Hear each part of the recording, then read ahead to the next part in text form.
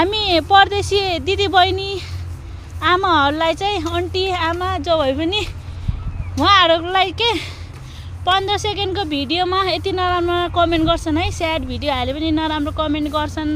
अब just फुन्नी video हाले पनि हँसाउने भिडियो हाले पनि नराम्रो कमेन्ट गर्छन्। बङ्गाली भेटेन रे, बङ्गालीले धोका दियो अरे। स्याड भिडियो हाल्यो भने चाहिँ बङ्गालीले धोका दियो अरे।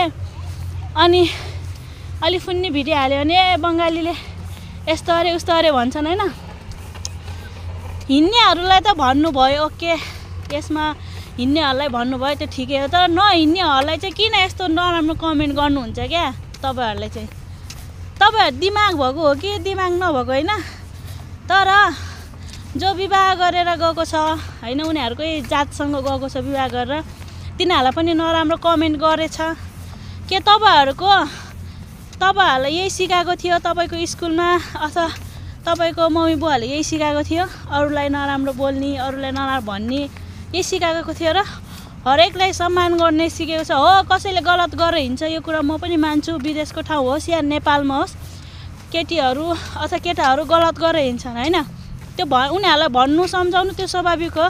तर नगर्ने नभन्नेहरूलाई पनि गलत बोल्नेहरूलाई चाहिँ म चाहिँ थु गरेर थुक्छु क्या। त्यो दिमाग नहुनेहरू हुन् क्या।